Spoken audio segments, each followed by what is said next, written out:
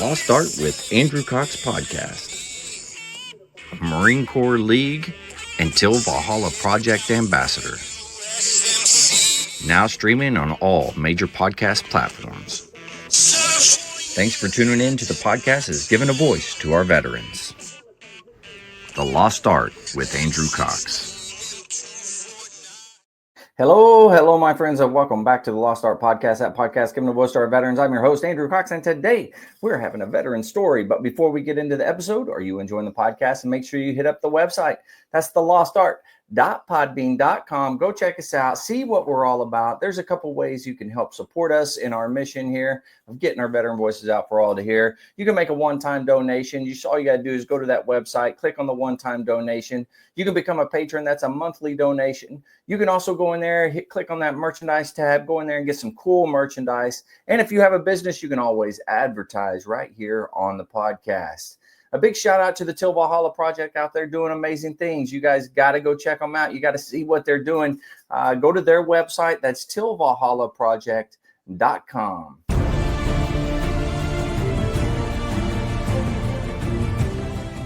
Are you a Marine veteran? Are you missing that bond you had on active duty? Then I have a place for you. Join the only congressionally chartered Marine Corps Veteran Service Organization, the Marine Corps League. Get that brother and sisterhood back in your life. Become one of the fewer, the prouder, a Marine Corps League member.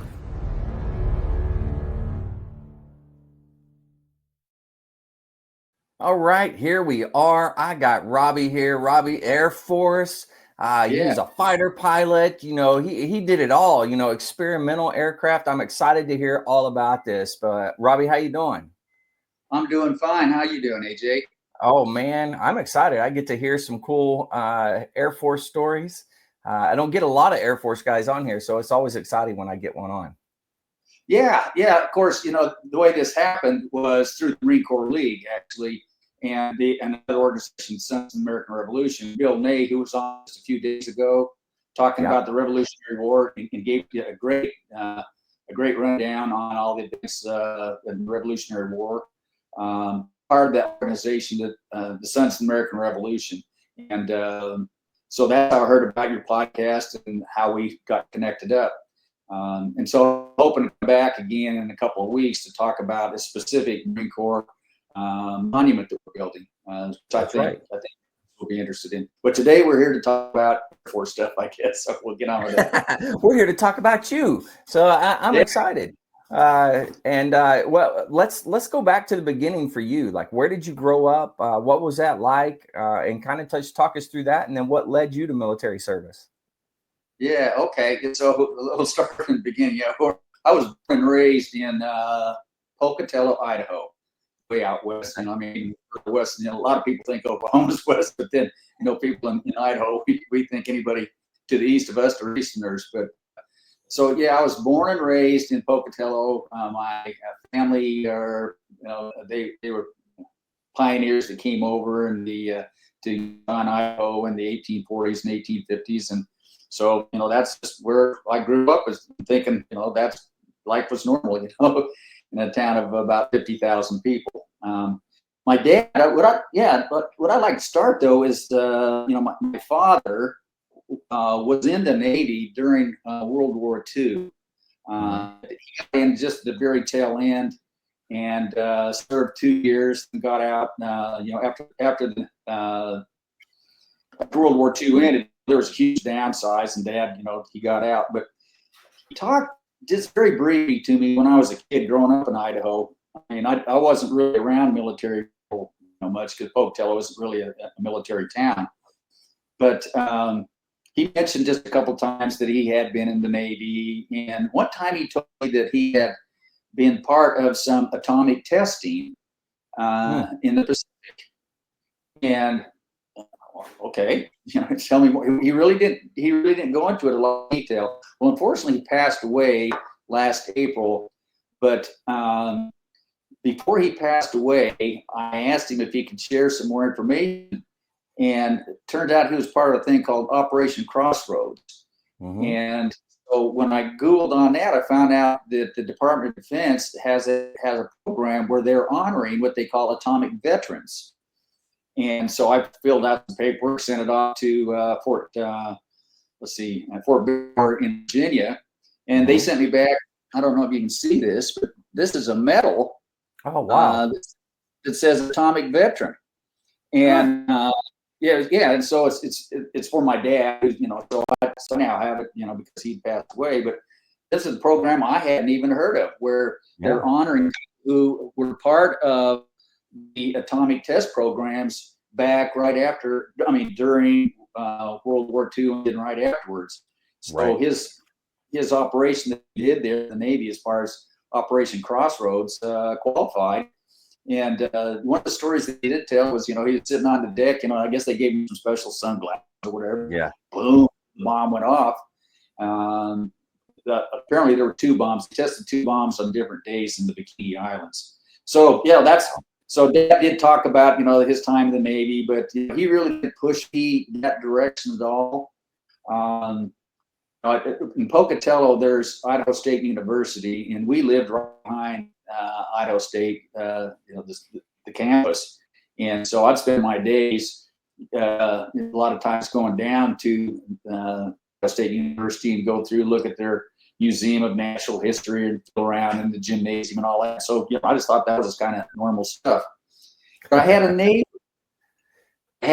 who and a good friend. His name was Eric. Well, Eric's father was in the Naval Reserves. And so here's a funny little story. Eric and I were walking home from school, and I think we're in junior, maybe high school. And so we had our report cards, and Eric was a little concerned about, showing his parents his report cards. And so just on a whim, I don't know why I said this, but I said, well, Eric, why don't we just trade report cards? You just, show your mom. So Eric comes in, so we went to Eric's house, and his mom says, hey, Eric, how's it going? And, well, fine. And she says, okay, show me your report card. So Eric shows really my report card. And Mother goes, oh, Eric, I am so proud of you. You worked so hard.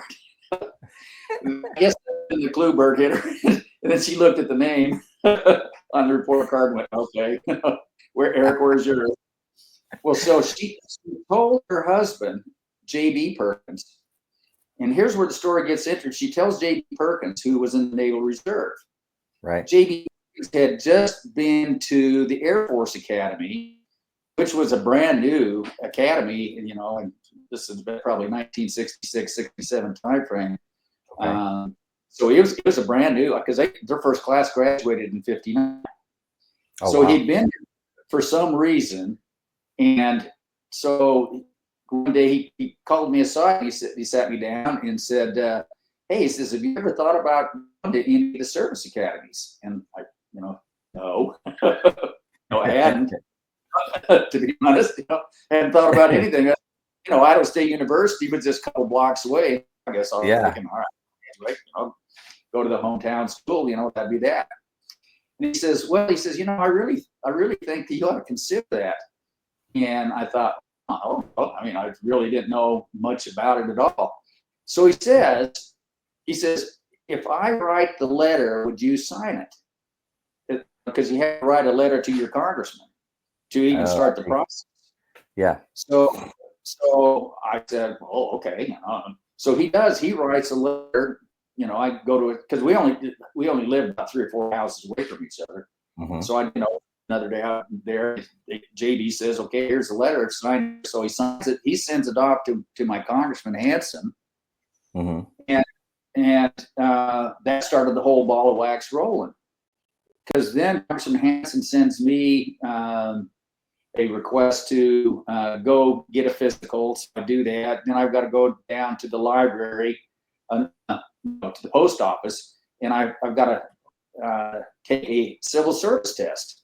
Mm-hmm. So I do all of that, and I think, okay, that was kind of fun, as far as that goes. Well, then the next thing I know, I get an appointment to the Naval Academy, the Coast Guard Academy, the Marine Academy, and, Wow. and the Air Force Academy. So I must have done well in somewhere in that no testing. kidding. Yeah. So I get these points. Well, let me also say this is during the Vietnam War, and and we'll talk about that in just a second as well. So this is during the Vietnam War, and so it isn't like everybody was really beaten out to get into the military by any stretch of imagination. Yeah. But it's only a 17-year-old kid could say for his career choice. When I'm looking at the Naval Academy and the Air Force Academy, I said, I think the skiing is better in Colorado. I kid you not. That was because I didn't know anything about it, what's the difference, between different services. So that's good. That's the first time I've heard skiing as the reason for picking a branch of service. That was good. That and that is a true story. That is an absolute true story. I really had no clue. When I talked to my father, all he said is, he says, look, he says, if you're going to the military, he says, the only thing I would recommend is go in as an officer. And I went, well, what's the difference? Yeah. That's how I was. Literally, that's how I had. I'm a young kid growing up in Pocatello, Idaho. My whole life revolved around baseball and skiing. Yeah. And that, I had no vision of what I wanted to do in the future or anything like that at all. So it was J.B. Perkins who actually gave me that push that got me going towards the military. Yeah. So then I accept the appointment. I go to the academy. I get there in 1968, and I'm looking around it, and I'm thinking, well, this is some of it kind of fun, I've been a Boy Scout, and I enjoyed camping, and I enjoyed, growing up in Idaho, of course, I would go out and we'd go duck hunting, right, yeah. So fun and fishing and all seemed pretty natural to me, as opposed to some of my classmates that come from New York City or whatever, yeah, didn't know what the right to look at, right? So I said, I'm going to stay in the military as long as it's fun and I enjoy it. And literally, I got in the academy and graduate. Went through, got a bachelor's degree in basic sciences, and then then got commissioned. And so basically, you talk about boot camp. I had 4 years of boot camp. Going through the academy, because it was not only academics, but you had military training. Basically, you had 3 weeks of summer vacation, and the rest of the time you were on duty at the academy. So wow. So one of the interesting things at the academy, and tied into the Vietnam War and all that, was the squadron I was in was Eagle 8. That was my first squadron. I was a dually. Okay, a dually is a slave. Okay, and so your first year, you're not even recognized as being part of the academy by the upperclassmen. So I was part of Eagle 8 squadron. Well, we were a good marching squadron. We were really, and so we excelled in marching, and so. In 1969, January 1969, President Nixon got elected as president, and so we got picked to go back and march in his parade. Oh wow! Yeah, so we go back and we march in President Nixon's parade. Well, as we're flying there from Colorado Springs to Washington D.C. on a C-141 transport plane, right? Okay, and so. What do you think that our biggest concern was? Flying. Well, I don't know. Flying to DC, but I don't know. What was it? Our biggest concern was not how we were going to look as far as where we're going to be in step and all of that. Presidential parade. Concerned. We weren't concerned about that at all. Our concern truly was how the population was going to react to us marching that parade. Were they going to protest, or throw whatever? That was a bigger concern at that time frame.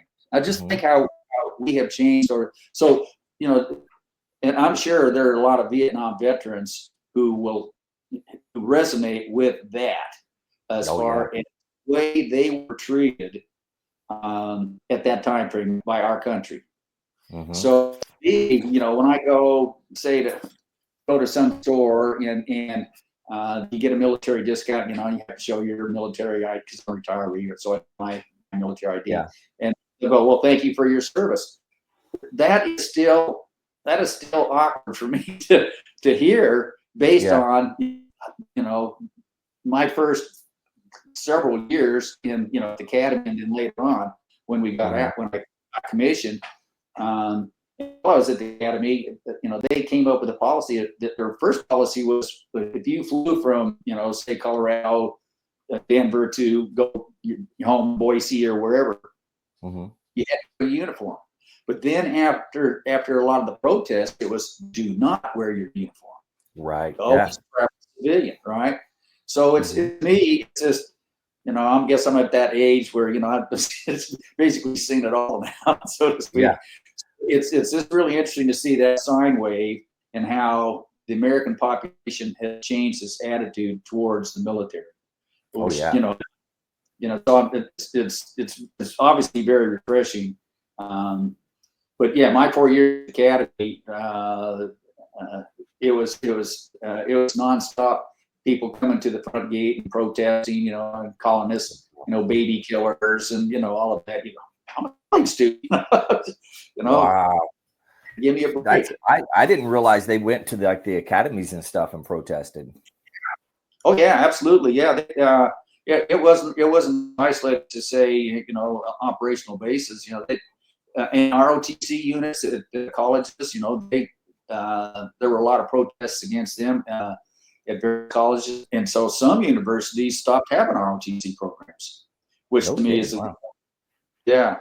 So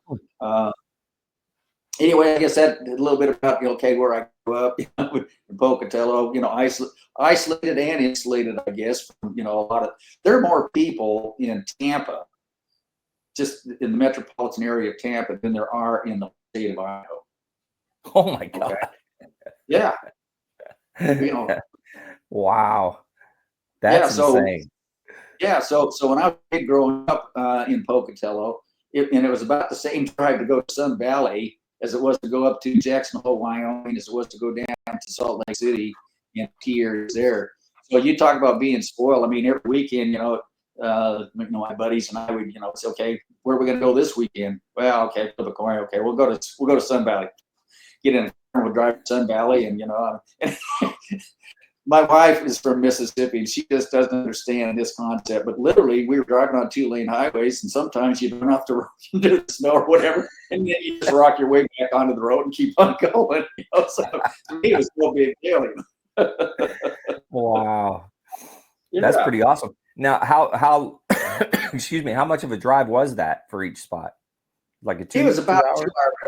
Yeah, it was about a 2 hour. And for us, you know, when you grow up in Idaho, you know, I mean, it's a long drive. And so you really didn't talk about how many miles. It's basically how, you know, how long it took you. Okay, yeah, Sun Valley 2 hours, Jackson Hole's an hour and a half, or you know, whatever.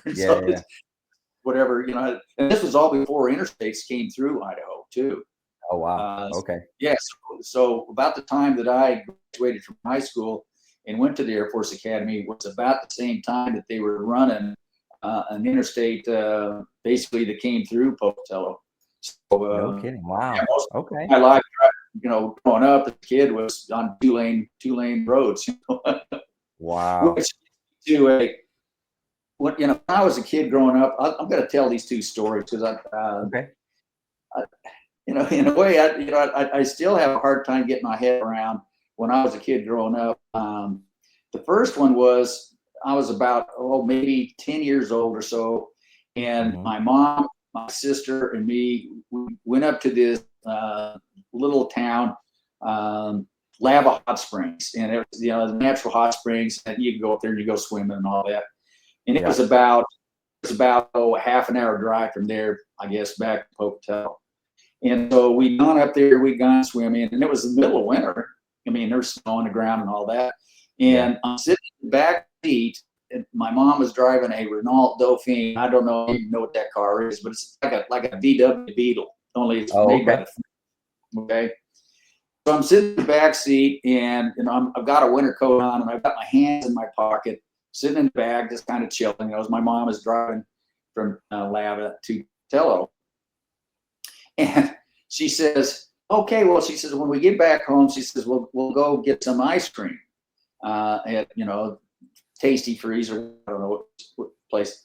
And she says that, and right after she said that, I thought, well, what if we don't get there?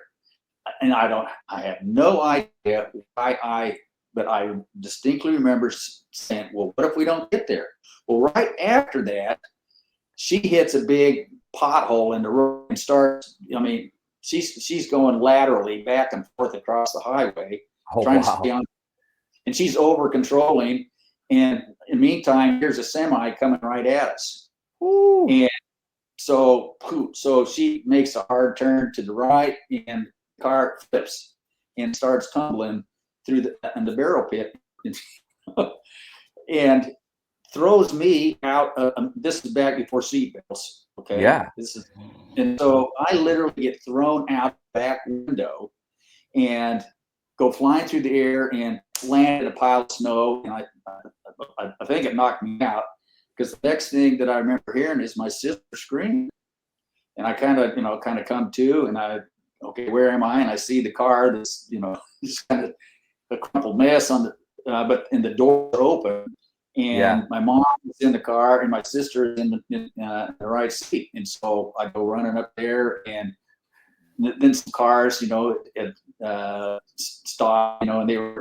so we never did make it home. So I've always wondered, how I was so, first of all, why I thought that, and then secondly, how I, getting thrown out of the car with no injuries at all. Absolutely no injuries. I mean, the only thing that was damaged was my ski parka, that I had my hand in. My arms came out like this. It ripped both pockets, and so I looked down, hanging down, because they had been ripped, except the bottom part of the jeans. So that was, somebody was watching over you for sure. Yeah, I cannot argue that at all, AJ. And so the second little story I'll tell you was senior in high school, and this is after I applied to go to the academies. And of course, at the time I didn't know which one.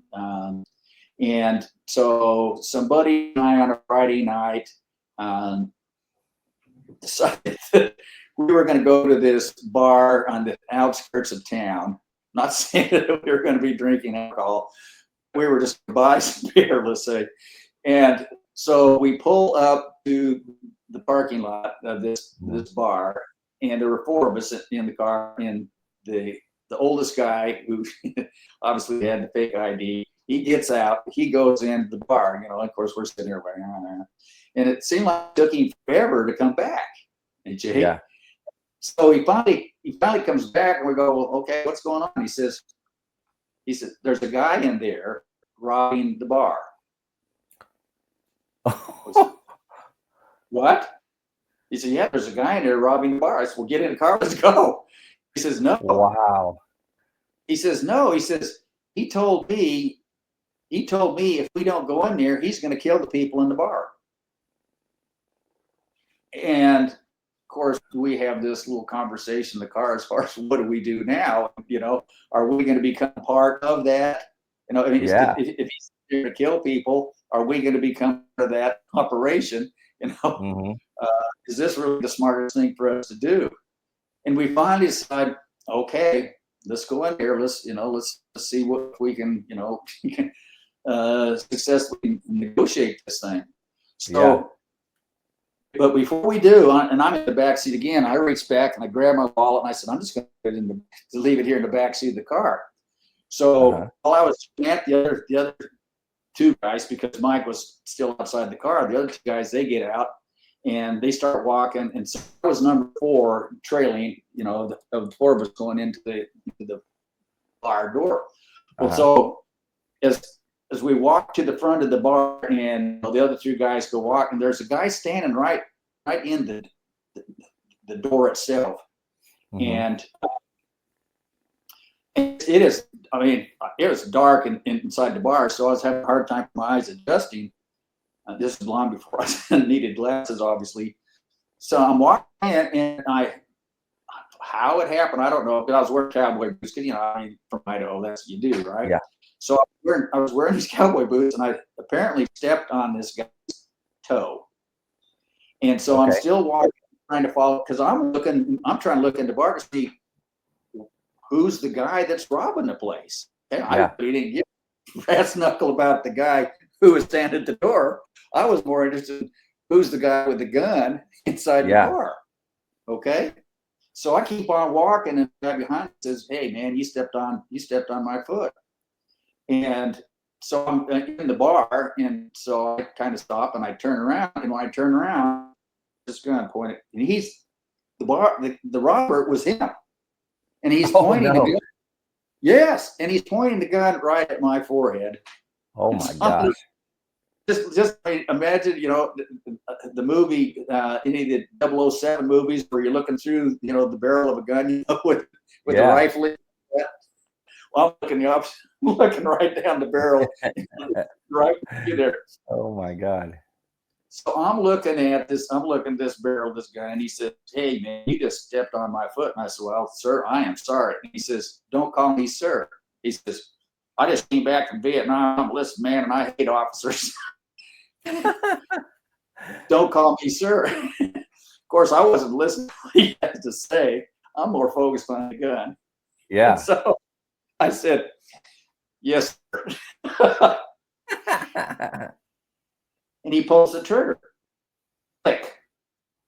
And when he did that, AJ, I gotta tell you, that was a life experience that I cannot fully describe. The emotions that went through my body when I heard that click and I saw his trigger do that, his finger do that on a trigger. And the only thing I can say is the top of my body wanted to duck, but the bottom half of my body wanted to jump. The left half wanted to go right. The right half wanted to go left. I think all I did just kind of, And for everybody in the bar has this huge gasp. Okay, what just happened? Yeah. And so he says, he looks at me and he says, "You go have a seat. You came in here." He says, "A patron." He says, "You go sit down and have a seat."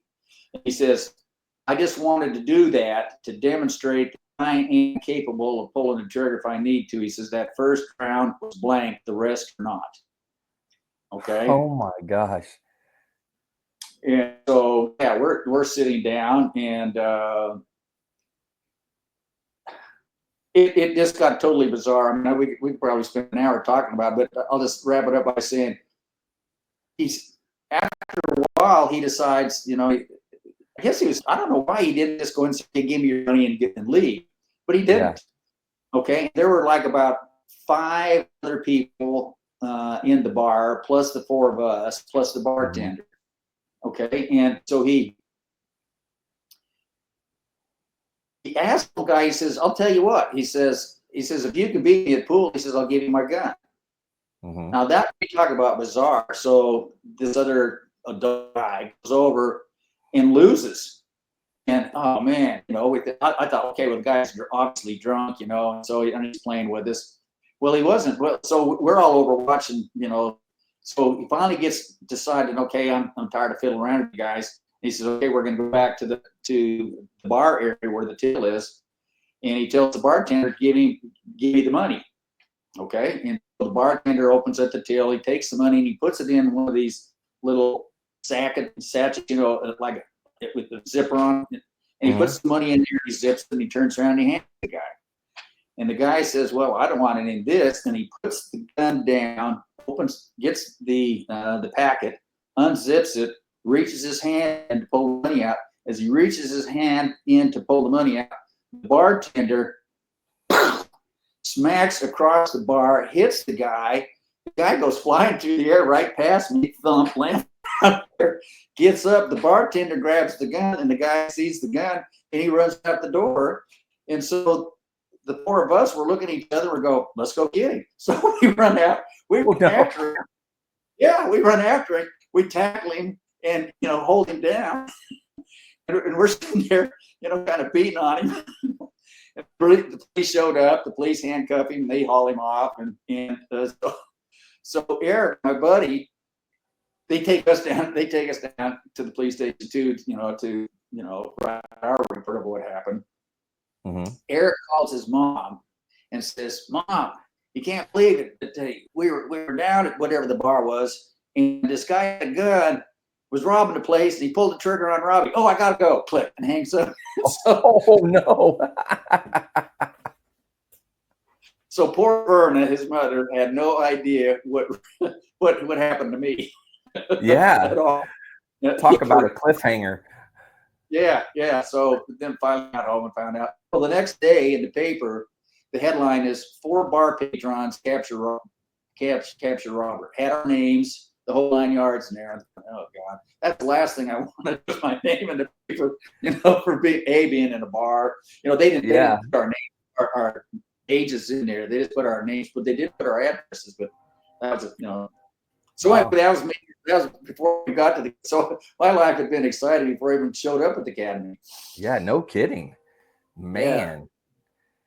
Wow, and not just exciting because it was somebody that was in the military, that had gotten out. Yeah, exactly. Yeah, he obviously had a bone to pick. I don't know who his commanding officer was, but he obviously didn't feel like he was treated well. No kidding. You didn't want to be called sir. I wasn't listening to what he said. I was more focused on that gun. And I can't tell you what. I mean, it's been so long ago now. Again, I was 17. Well over 50 years ago now. So Holy cow, man! Yeah, that really is insane, though. So you when you got to the academy, you were like, "Oh, I've already basically been shot at, or attempted at least." You're like, it can't be that bad. Yeah, exactly. So yeah, my thinking about being in the military was, okay, as long as it's fun, I'll do it. And so I go through the 4 years of the academy and graduate and go to pilot training. I go down to Columbus Air Force Base to go through pilot training. Okay. And now, did you know you were going to be a pilot when you went to the academy? How did that work? Well, I knew that I was pilot qualified. Okay. So, I mean, physics, I passed. I know that I'd passed the physical. You had to pass both a physical and a physical fitness test to even, get accepted to the academy. And so I knew that I was qualified. And of course, the whole 4 years, whether you want to call it training or indoctrination, as part of our training, they put us in planes, and we flew down to Tinker Air Force Base during a school year, and we get briefings there at Tinker as far as things that they did. Then we'd fly to another base, and we get briefings on, and we were getting flights and military aircraft while we were cadets. And I took summer soaring 1 year, so I mean that's how I first started to fly. It was just being a glider pilot, engine. And then I took T-41 training at the academy, so I powered flight. So, so I knew that I was pilot qualified. Okay.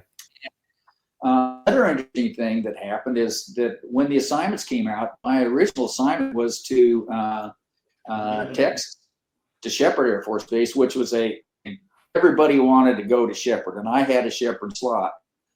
But my roommate was from New York, and we were good buddies. And at the time, I said I really didn't care where I went to train, other than I thought, well, it'd be fun, let's if I could just wherever Tom Kerrigan goes. So what I said is, okay, Tom, I said, this is what we'll do. I said, if whoever's the best assignment, let's trade. We'll go in there and we'll trade it for whoever has the worst, who he had the worst assignment, which is Columbus, which it was still a good base. But everybody wanted to go to Williams in Arizona, or they wanted to go to Shepherd because that was kind of a guaranteed fire base. Well, Tom Kerrigan had Columbus. So I stood up in the auditorium at the academy while the assignment process was going on. I said, I've got a slot to Shepherd. I said, if anybody has a slot to Columbus, I said, I'm willing to trade with you. We had a buddy who was in the same squadron. He said, I got a Columbus slot. So we just did 1-to-1 swap. Okay. And so, so I went to Columbus, and actually it was a good base. I like Columbus. I like the South. I like the people down there. It's the first time I'd been in the South, obviously. Yeah. And they were very hospitable. Of course, that's where I met my wife at a mixer there. And so, we've been married over 4 years now. So it stuck. Nice. But the primary reason I like Columbus is because it had weather. And so I learned very early how to fly in the weather. And that's going to be important in just a few minutes. So I was not afraid of flying in the weather at all after Columbus. So the guys that went to the Texas bases and went to Williams in Phoenix, Arizona, they didn't spend a lot of time flying in the weather. So to them, that was a little, learning how to do that it's different. Flying in the clouds where you can see the horizon. You really got to train yourself on believing your gauges and how you fly and all that. But oh yeah. We'll talk. Yeah. So we'll tell you an interesting story about that here in just a few minutes. So okay. I guess maybe that's a good time for us to just talk about transition into the slides that I sent you. Oh, okay. You want to pull up the first one?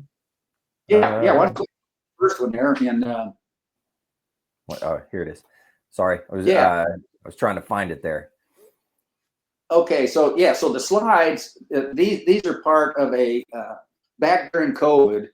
A buddy of mine, a high school buddy of mine, still back in Pocatello. He went to Harvard and got his bachelor's, and then he went off to Oxford to get his master's degree and all that. Well, we've been friends for a long time, and he's part of the Rotary Club back in Pocatello. And so he called up one day and said, "Hey, Robbie," he said, "do you think you could talk to us via Zoom to the Rotary Club?" And so I put these slides together. I mean, I've edited it down, so just the stuff that's applicable for this conversation's been edited out. But that's the genesis of that.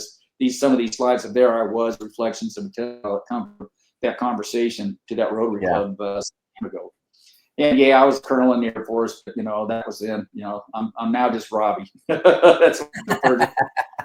People just call me Robbie. I don't care about the rank anymore so much. Okay, so and my nickname Robbie. If your last name is Robinson, a lot of guys got the call sign or nickname of Robbie. So even though my first name is Gerald, nobody knows how to spell Gerald. Nobody knows how to pronounce it. My wife calls me Gary. A lot of my friends when I grew up, before I got in the Air Force, I was known as Gary Robinson. Oh, nice. Okay.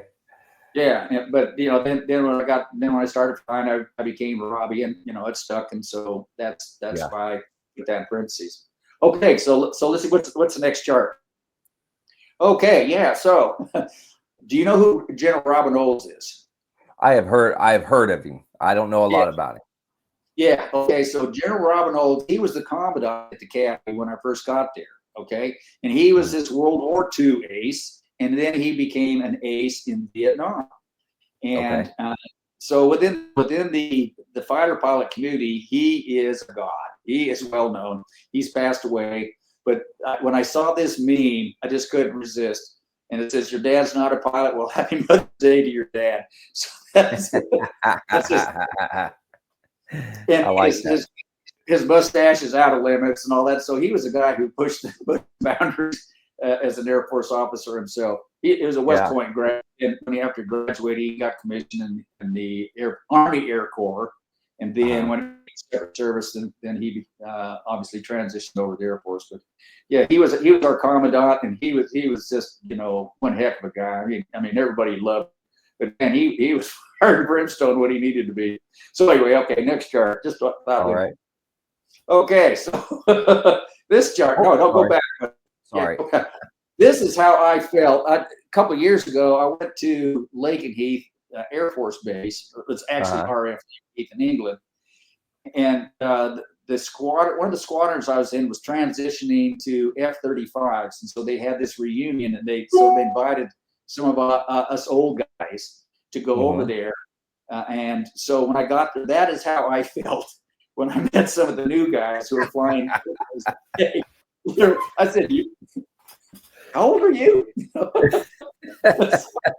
It's obviously a young man's sport, flying jet aircraft. And Yeah. that's how I felt, but yeah, I'm your man, ready, willing, and able. Okay, next part. I love it. Okay, so why do we need test pilots? Well, here's a guy who was obviously texting while he was flying, I would say, right? Hits the only tree in the county. This is actually, I think, a picture from World War I. So, I mean, this goes back. And this has become a poster now about aviation, and it's, being terribly unforgiving of any carelessness, incapacity, or neglect. And there's an old saying that it's much better on the ground wishing you were airborne than being airborne and wishing you were on the ground. Yeah. Yeah.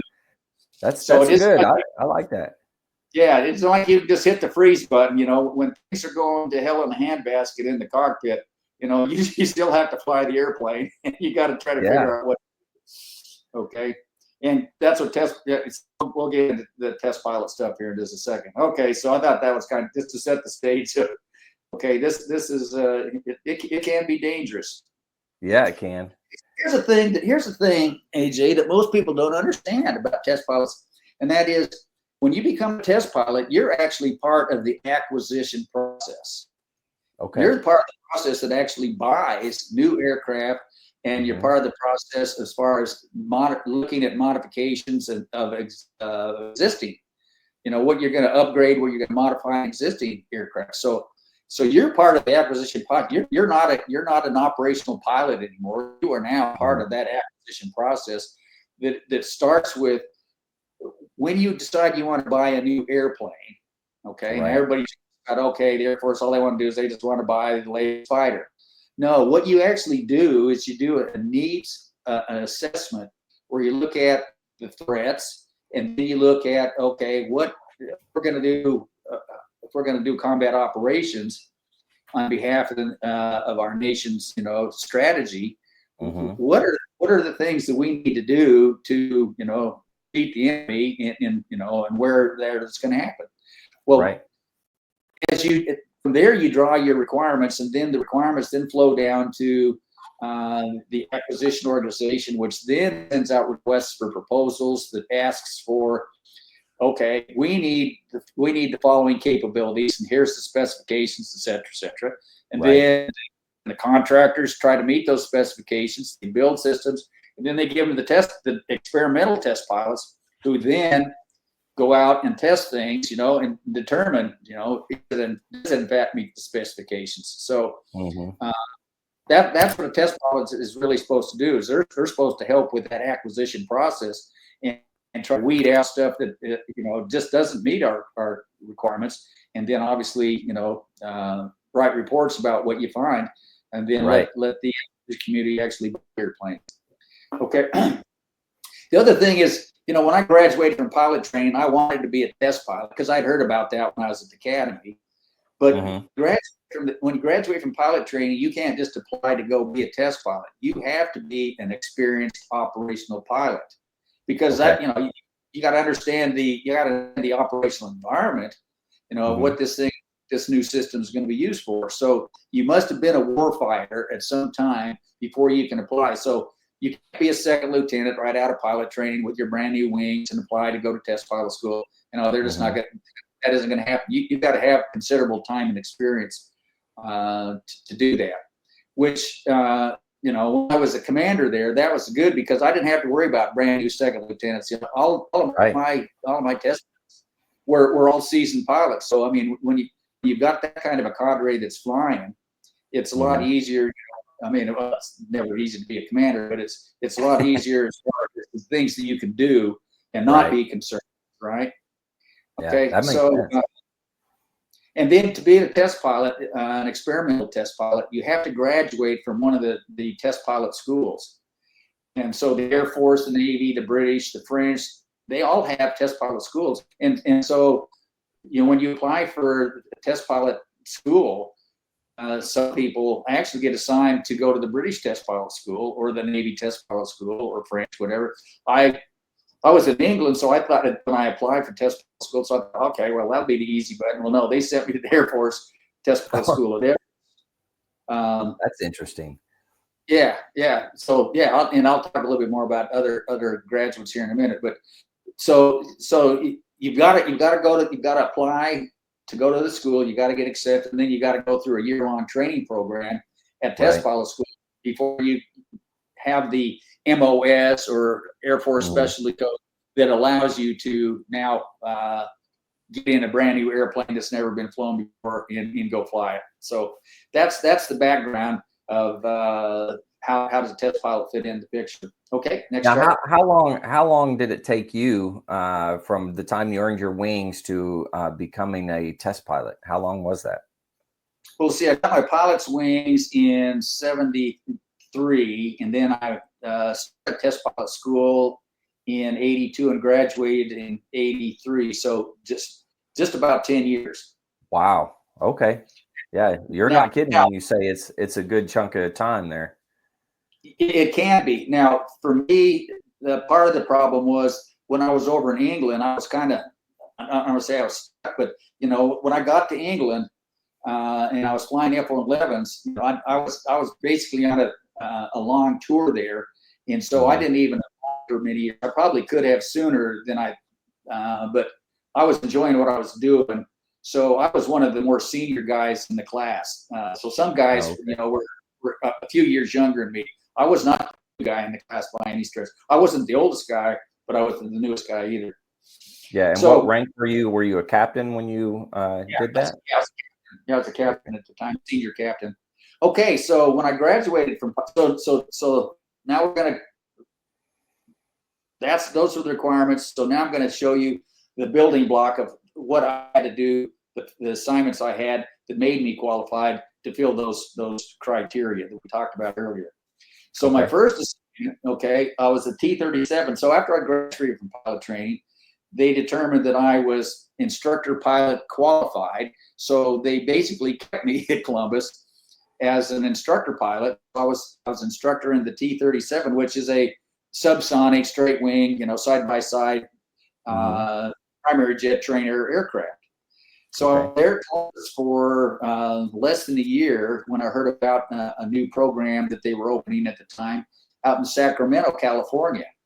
And this is to take some T-37s and go out to Mather and take brand new navigator students and put them in this cockpit and fly them around for about 5 missions. So they became more aware of the jet cockpit, because before that, they were flying in these big airplanes, graduate, and then when they would go to fighter aircraft as weapon systems officers, the first time they'd go upside down or pull heavy G's, they would freak out. Yeah, what? Yeah. I mean, they're going, what is this? This isn't what I signed up for. And so they had a pretty high shot rate with the navigators. So they said, okay, well, let's get a primary trainer aircraft. We'll take it out there. We'll set up a squadron. And then we'll take the students. So the very first 5 flights that they're going to fly in to be a navigator is going to be in this airplane. And so the first 2 missions would be, we fly from VOR, which you probably don't know what VORs and TACANs are, but they're radio stations that send out signals, and that's basically how you navigate across the world, is going from radio station to radio station, which is called VHF, omnidirectional, radio, I think. And then DME is the distance equivalent. And so in your cockpit, you would dial in the frequency for that radio station, and then it points to. So you just basically, if you're on the highway, there's certain radials that you have to fly towards these nav positions. Right. So there's highways all across America, go north, south, east, west, whatever, and so you're basically flying from one of these VORs or TACANs to the next. Okay. And so we would take these students, and that'd be the first thing we do, is we just go from VOR and fly around California, just so they can get comfortable with being in the cockpit. And then, you do the, time, distance, and heading, how much fuel you spent, getting to this place, and then your next heading, and, your timing, blah, blah, blah. And then the next two, after the VOR missions, 2 flights, the next 2 were the fun ones where you low-level map reading. And so we take these young kids, and we'd take off, and here's the map, and here's where we're at. Now we're going to go fly through the Sierras of California, and teach them how to do map reading and dead reckoning and all of that. And then the final flight was a formation flight where we would take off in formation, and we do different formation maneuvers. We'd break up. We do acrobatics, just show them, what a loop looks like, what an aileron roll, Cuban 8, lazy 8, whatever. And then we rejoin, and then we come back and we do a formation landing. And then after that, then we'd write up an evaluation on the student about whether we think that they would do well in a fighter cockpit or not. And then they would go to the what they call the T-43, which is basically a modified 737 flying trainer. And so they would spend the rest of their nav training year in the T-30, which was the T-43, learning, celestial navigation and radar navigation and all the things that they needed, a variety of different types. So we were part of that very first. I was part of that initial cadre. And so when I showed up, I was a first lieutenant, and most of the guys in the squadron were senior captains and majors. So I was the second youngest guy in the squadron when I first showed up there at Mather. And this was in '74, and this is 74 was right after the Vietnam War was starting to wind down, and we were closing bases, and they were pulling money out of the DOD and they're putting it other places. And so at that time, flying time was really hard to come by. The operational crews that were flying B-52s and tankers and transport aircraft. And so they came up with a program that they called ACE, Accelerated Co-Pilot Enrichment Program. And so they'd take the co-pilots, because the co-pilots had to get so many hours and so many instrument approaches before they could upgrade to the left seat themselves. But you had this get there from here because they weren't flying very much themselves. So they said, well, we'll put them in these trainer aircraft and let them go fly and get instrument approaches and get an additional flying time.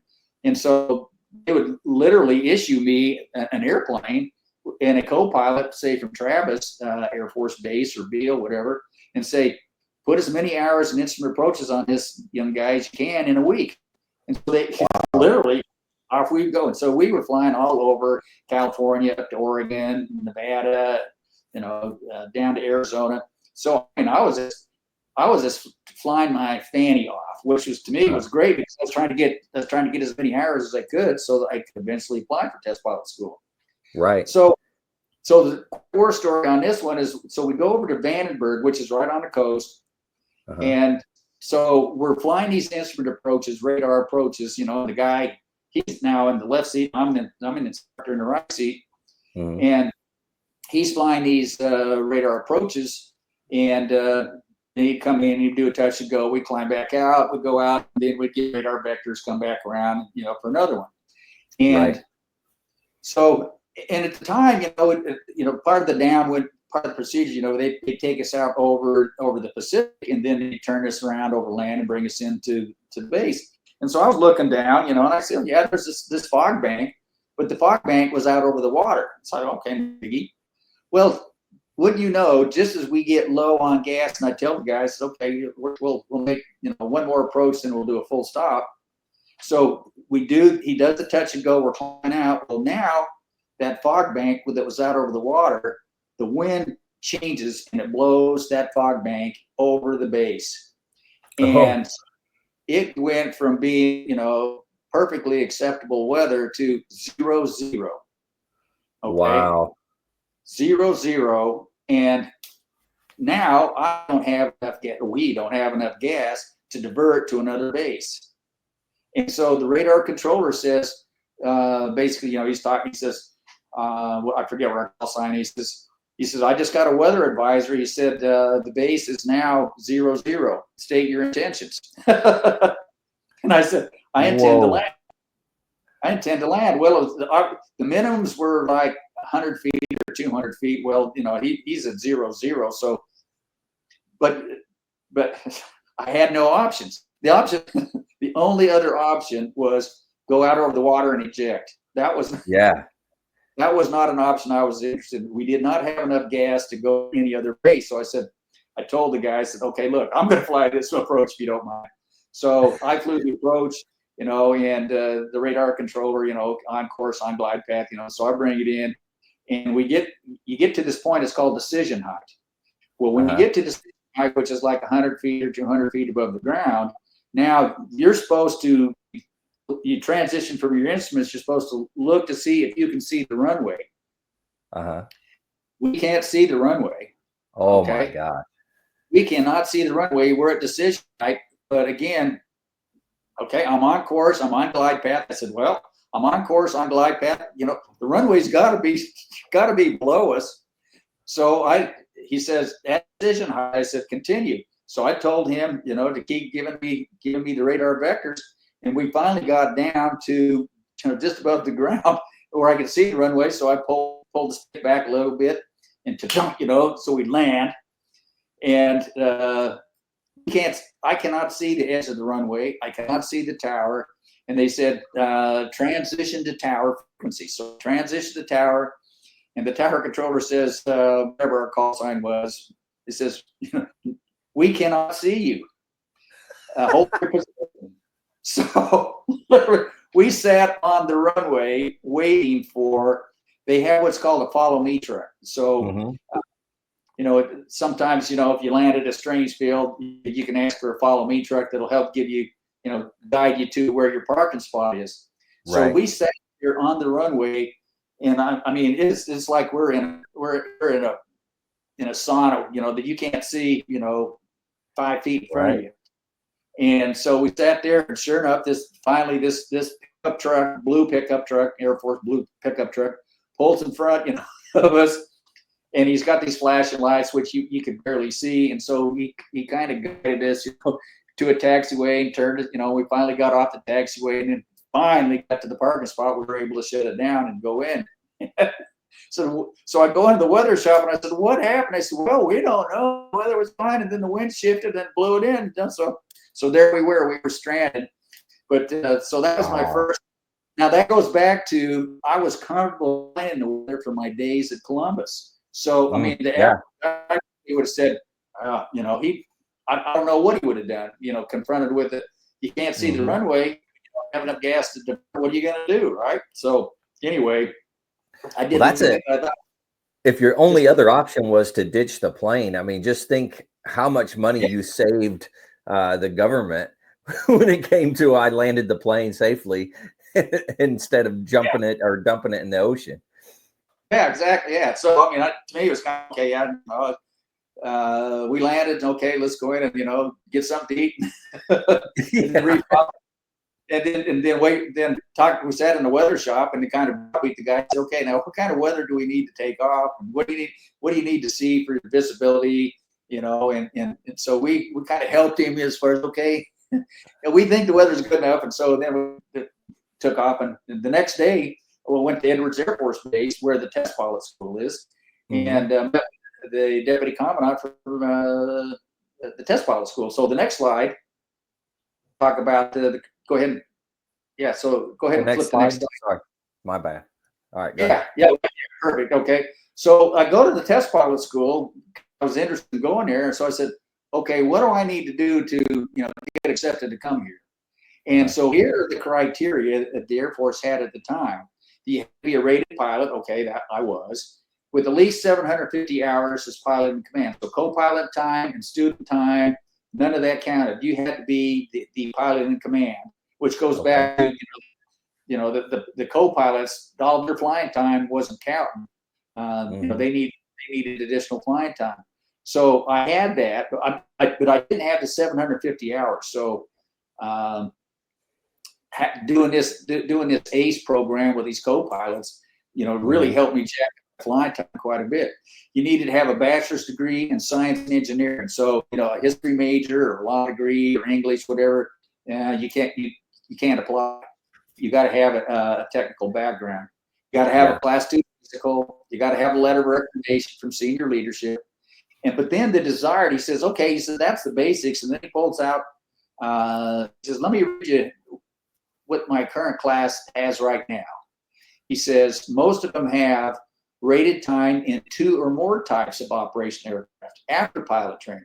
Well, I only had 1. So he recommended, he says, look, as soon as you get assigned to your second aircraft, he says, go ahead and apply then. He said, and most guys have master's degrees. Well, I only had a bachelor's degree at the time, so I said, okay, that sounds like that's something else I need to do. So my life goal that became get as much flying time as I can, get my second airplane, and go get a master's degree. So that was my focus after I had that meeting with the deputy commandant. So that's what that's essentially, you know, if you want to get into school, you got to have those criteria. You got to meet those criteria before you get in there. Wow. Okay, so now let's go to my second aircraft. Okay, so the second, so I've flown this primary jet trainer aircraft for a total of 4 years, and because I spent a year at Columbus as an instructor pilot teaching pilots how to fly, but then when I became part of that initial cadre with NAV students, I did that for 3 years. And that's where, can we digress just a second to tell, while we're there at Mather, that was the same time period. This is the 74 to 77 time frame that the TV show Baba Black Sheep was on. Okay. Yeah. So Baba Black Sheep is, and I don't know whether people know about that, but that was a TV show about a Marine Corps pilot from World War II. Okay, who flew F-4 Corsairs, and he, I think he was a Medal of Honor winner actually. And so the TV show was supposedly about him flying in the Pacific during World War II as this Marine pilot and flying this Gull Wing, prop fighter aircraft. Right. And it was really popular, and the guy that played it was Robert Conrad and all, but you know, so our unit, the 323rd Flying Training Wing, the wing itself that had all the different types of aircraft assigned to it, they decided they were going to have this dining out, and you know, it's okay, that was going to bring your spouses, right? Yeah. And they contacted Pappy Boyington and asked him to come be the speaker. Oh, and so, nice. And so everybody says, oh man, yeah, because he lived down in Fresno, which was, you know, we used to fly over Fresno all the time and are taking these NAV students, you know, on these VOR to VOR routes. So, I mean, yeah, so bring him up from Fresno. Okay, so everybody was all excited about Pappy Boyington coming up and talking to us about his World War II veteran days and all that. And so, so we all go to, and it was going to be held at the Officers Club.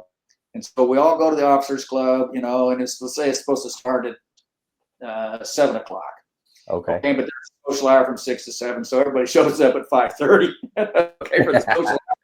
It turns it into, you know, a little bit more than an hour and so 7 o'clock comes and Pappy Boyington's not there. So people keep, I guess, you know, continuing on with, you know, drinking and whatnot. And so finally, Pappy Boyington does show up, I think about 7:30 late. So, I mean, the traffic in California, who knows why he showed up late, but he did. Yeah.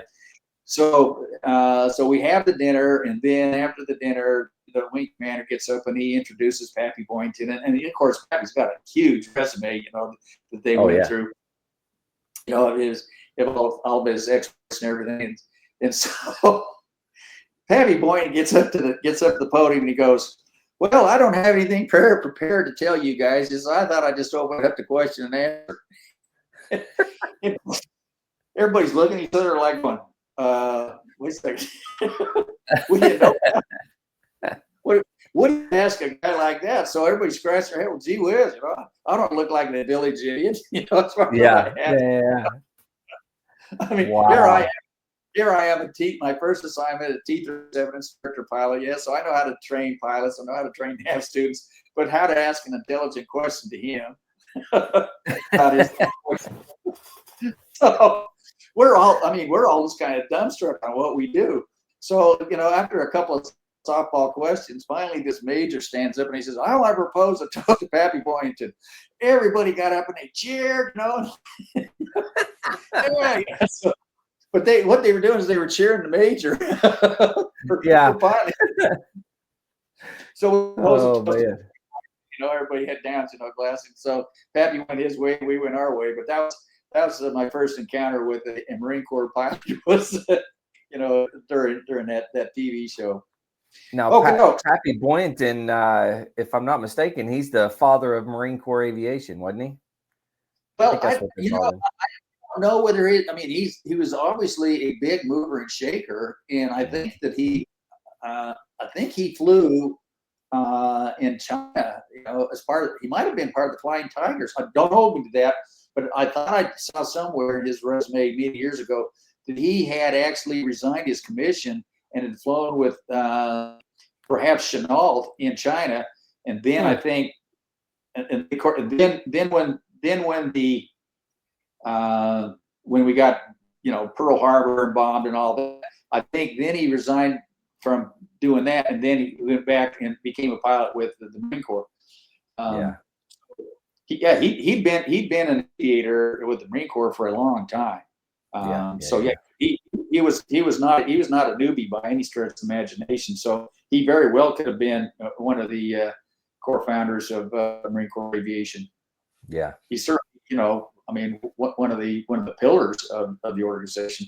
Mm-hmm. So okay, now we're going to talk a little about this airplane, the F-111F. Now here I went from being in the T-37, which is a very basic airplane, to this airplane, which is probably even today the most sophisticated fighter aircraft in the world at the time, for a lot of reasons. First one is the wing sweep, okay? And so I'm going to pull out my little training aid here, okay?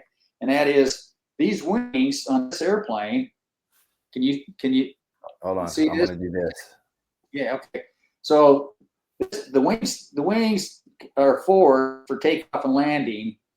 But then when you get airborne, there's a wing sweep handle you have over on the left side. You can pull down it, and so you can adjust variably this thing to bring sweep the wing back all the way back to what we call 72 degrees. And when it's at 72 degrees, it's like a dart.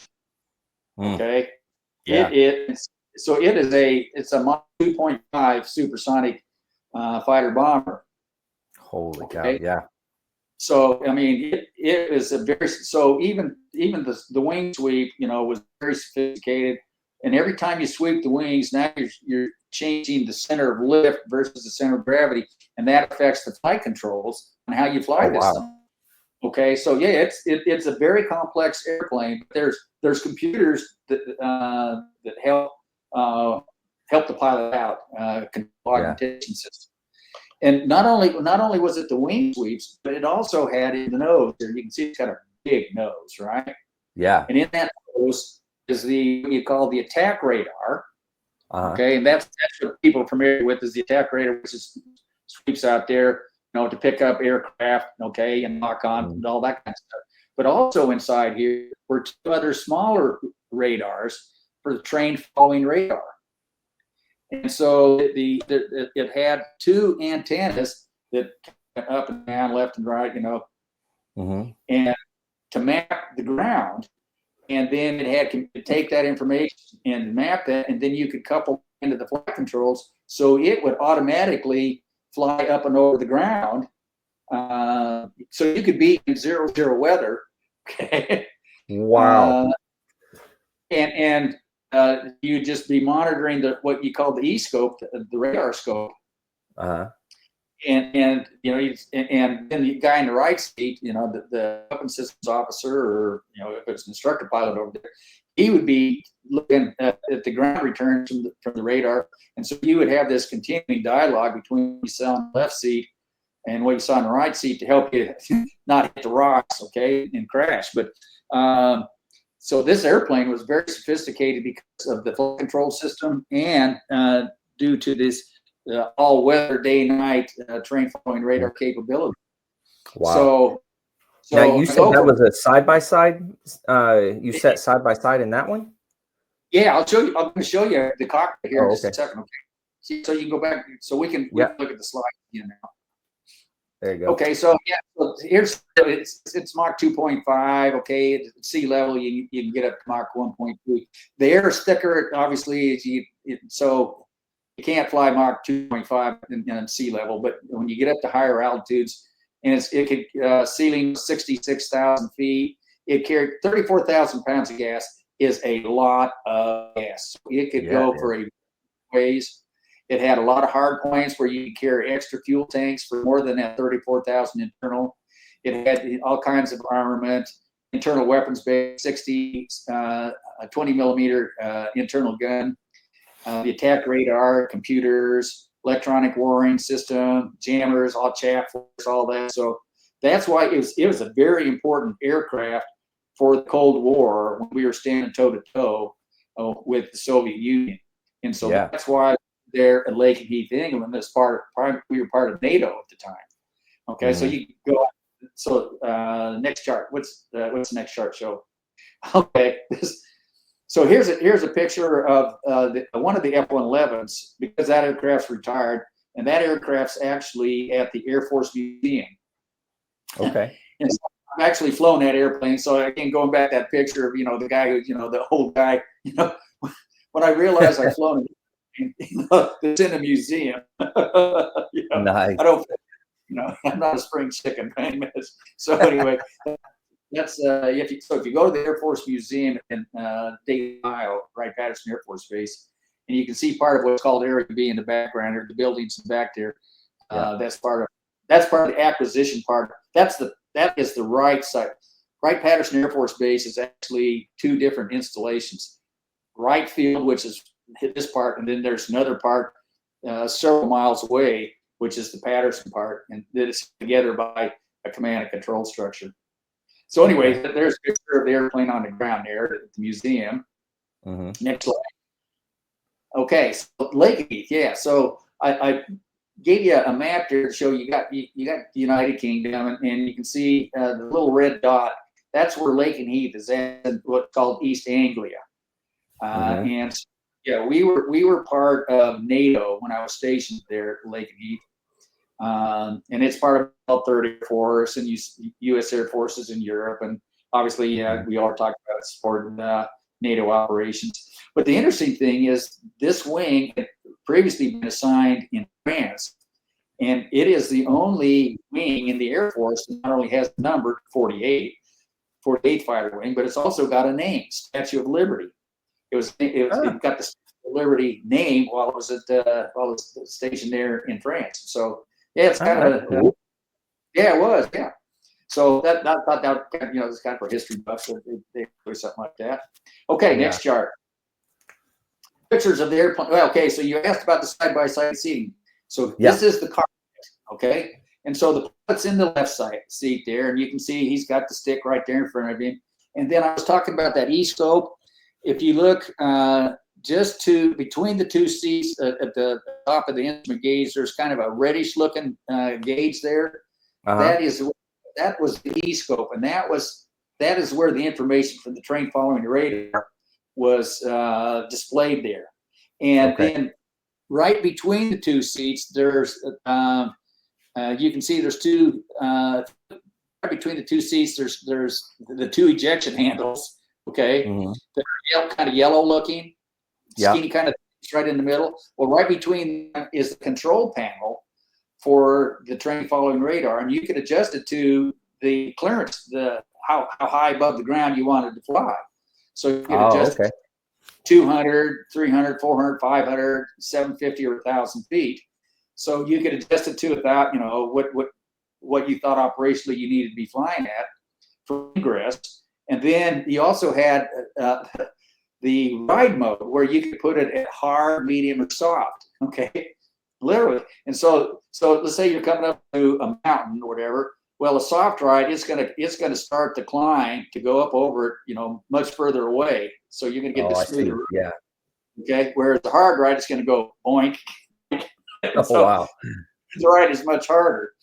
Okay. So you could adjust it. You could adjust it, as you need there,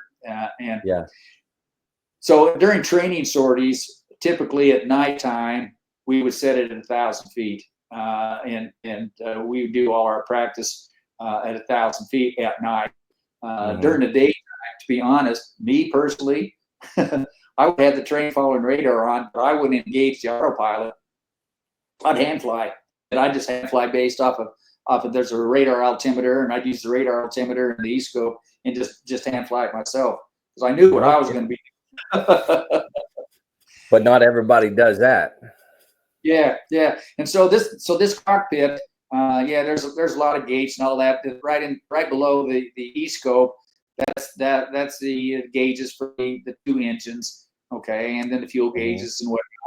And then just to the left, there's the attitude indicator, and then there's an altimeter, and they were tapes instead of round dials like you typically see, where the needles go around. These were actually tapes that gave you the numbers. Yeah. So the tapes go up or down, based on your altitude and airspeed and whatnot. Right. It was a very unique cockpit.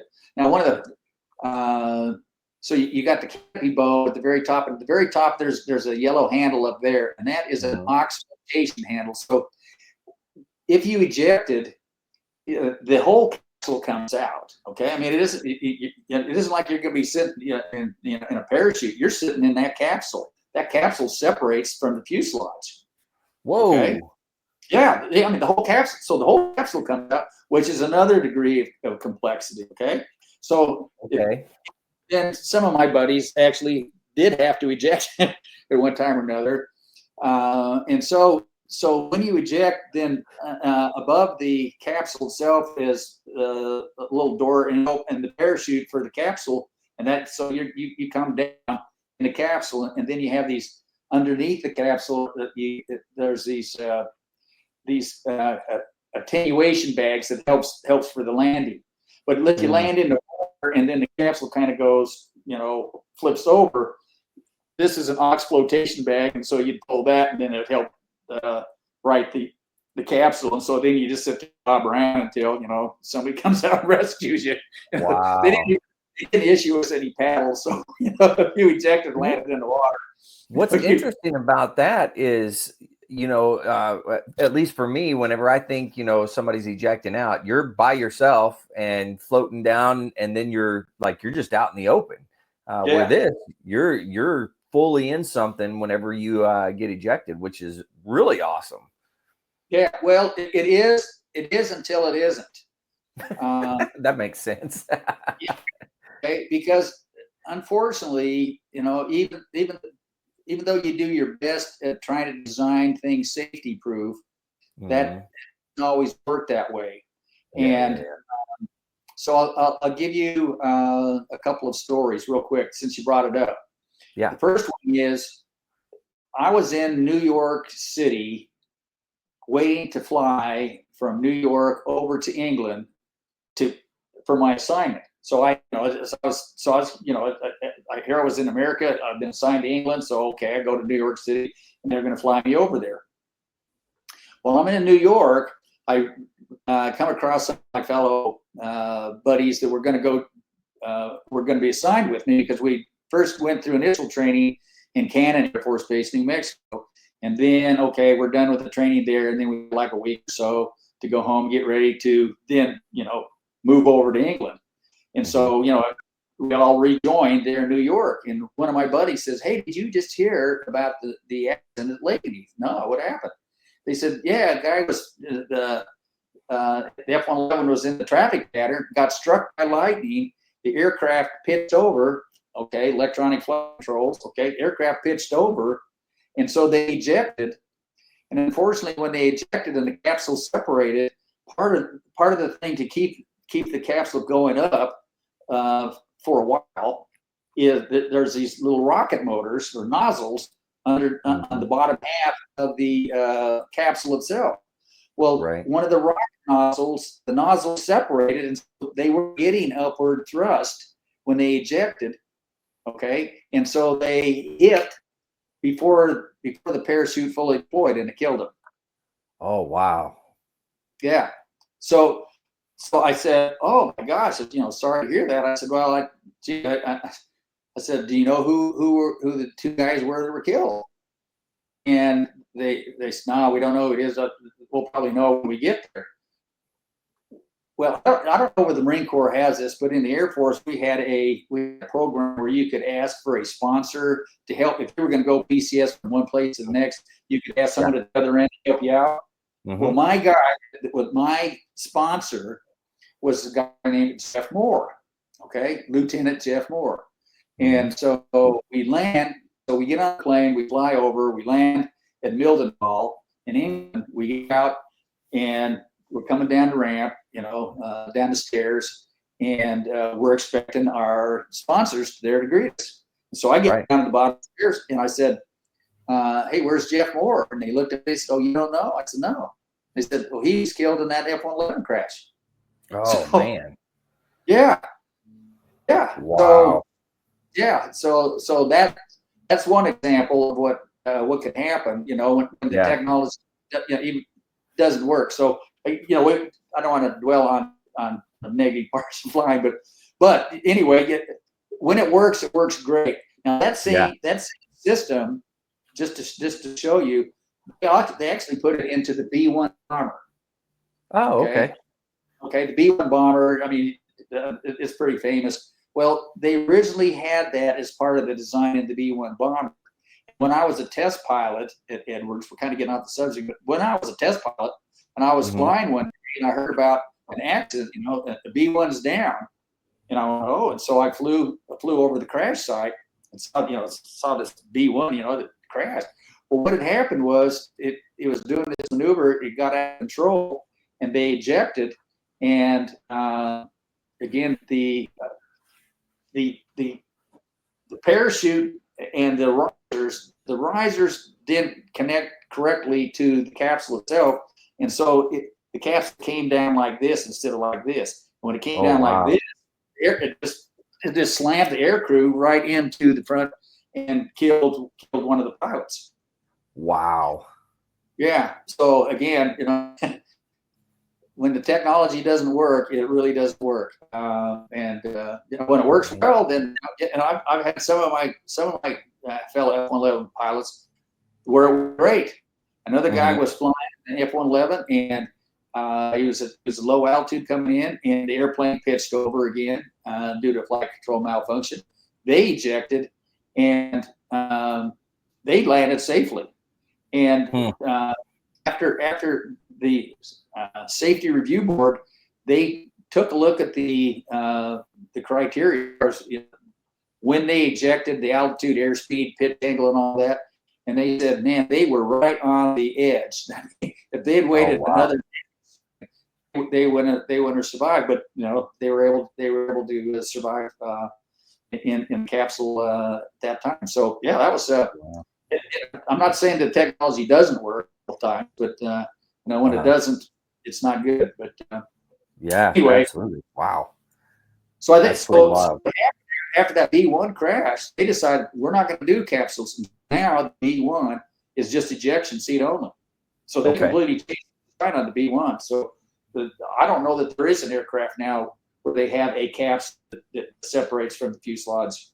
So interesting. Yeah, I thought you'd enjoy that. Those are things that I don't know. I never think about. You see them eject, whatever, but I've never thought about. Come down in a parachute, life is good. Well, no, that isn't always. It's not always. Yeah. No, not always. No, it's that is not for the faint of heart when you pull that ejection handle or whatever. Yeah, I imagine so. Okay, so let's see what's the next slide here. Okay, so we talked about the office there. Okay, so just a couple of pictures here showing F-111s in formation. Now, what I wanted to do on the left picture there, if you look underneath, you can see where the pilot is sitting, and then if you go to the bottom, and you can see kind of a little bump that sticks out below the bottom of the fuselage. Yeah. That is a modification that was made to the F-111s at Lake and Heath. It's called pave tack, and that pave tack pod was mounted up into the weapons bay, and then when you deploy it, it comes down, and it's like that. When you have it, see the aircraft behind it, you don't see that bump. Right. Okay, so he has not deployed his paved tack pod. The guy that's with the red tail, he does. Okay, just to show you the difference. That paved tack. What does that do again? Yeah, so the paved tack pod, it has a forward-looking infrared radar. Okay, so it's a FLIR. It's actually it's a FLIR system, but it's also got laser designation, so you can actually pick up things, in the weather and at night and whatnot, and then you can. But the most important thing is that you can actually put cursors on a target and laser designate for having weapons that they're going to do laser seeking, right? So that's what gives the Marines. Okay, when you need close air support, that's what you're going to get it right there. Wow. Okay. That's where that's cool. So the paved tack pod, was added while I was at Lake and Heath, and so I was an evaluation pilot at the time. So I gave the very first paved tack check ride to an aircrew member there at Lake and Heath before I left, and then went to test pilot school. Okay, so I'm gonna. Okay, and so that's with the aircraft. It's wings fully back there, correct? Yeah, and so on the right you can see with the wings swept back, and so he's probably flying 480 to 570 knots, 8 to 9 miles a minute, and it is very. I mean, the faster this airplane goes, smoother it feels. I mean, it's really. Just, yes, I mean the faster I flew that thing, I mean the flight controls just really felt comfortable and very responsive and all. I mean it was a lot of fun to fly fast. That's interesting. Fly fast. Okay. Do we have time for another war story here? Yeah, we got time. Yeah. Okay. So I'm going to tell you. So this airplane that's coming in, we'll call it coming in from water to land. Okay, going feet dry, we would call it, right? So after I got to Lake and Heath, and I went through the training school to learn how to fly what they call as the F model, F-111F, because it's a different variant. There were different variants. There was the F-111A, F-111D, F-11E, F, and then there was a G model, and then there were FB-111s that SAC that had longer wings. But so the fighter side, I went through D training at Cannes, and then I go to Lake and Heath, and I'm going through to learn how to fly the F model. And as soon as I graduate from the what we RTU replacement training unit, so now I'm a qualified F-111 pilot, and I go down to the squadron. It's 493rd, and my squadron commander says, "Hey, welcome to the squadron." He says, "Don't unpack your bags." He says, "You're going to Italy." What? Yeah, he says, we're deploying to Italy for a NATO exercise called Display Determination. Okay, fine. So it was about a week later. I mean, I really don't get in the squadron. I'd only flown maybe just once or twice, and next thing you know, I'm on a C-130 flying down to Gioia del Colle, which is in Italy. You've got the boot and the arch of the boot, and that arch is called the Gulf of Toronto. And then if you go from that arch, you go inland about 20 miles. There was an Italian base called Gioia del Colle, and so that's where we went, is to Gioia del Colle for this NATO exercise called Display Determination. And our job was to go attack aircraft carriers. Okay, that was one of the key roles. So my very first quote operational mission as part of this NATO exercise is to go be part of I'm a blue 4 wingman, not the fly lead. I just do whatever they tell me to do, and my job is just don't hit the flight lead. Right? Do what I'm supposed to do. Okay. So the mission briefing was we were going to be this package of 9 aircraft. Okay. 4 F-111s and 5 F-4s. Okay. And we were going to do all of this completely radio silence from the time we walked in. We got in the airplane. We were going to have people out on the ramp who were going to have radios, and they were going to talk to the tower, okay, to give us clearance to taxi, take off, all that. So we were going to, everything was going to be completely radio out, and we're going to go out over the mid.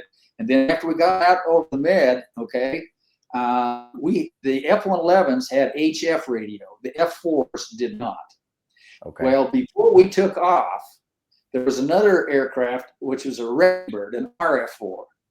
And he had this special antenna on it. It's called TERC, okay, tactical electronic radio. I don't know, but it picked up signals, and it was able to decipher those signals at where they came from.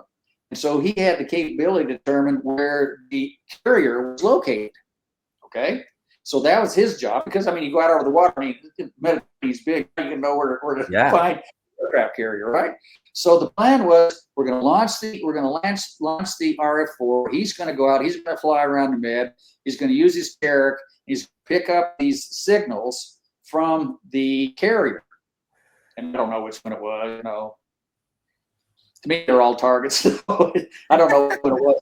So anyway, he was going to pick up these signals, and then, because real world, we were concerned about operational security of relaying the coordinates to not only us but to the bad guys. So some of our guys had come up with this code, okay, where they were gonna translate. This is the back seater and the F-4 and the right seaters. So this was navigator to navigator talk, okay. Got it. Where okay. they were going to they built this little to them top secret code where the letters and digits would be on this little table, okay? So north might be a 1, and 1 might be a 6, you know? And so then their plan was, after they got the coordinates, north 30.62, whatever, west, that they would put that in the code and read it, and then through HF, they'd send it to us. Then the right seater would write it down, and they would type that coordinate into the INS, or Nurse Navigation System. Yeah. Okay. And then, because F-111s had that capability, we all knew the coordinates. The F-4s did not.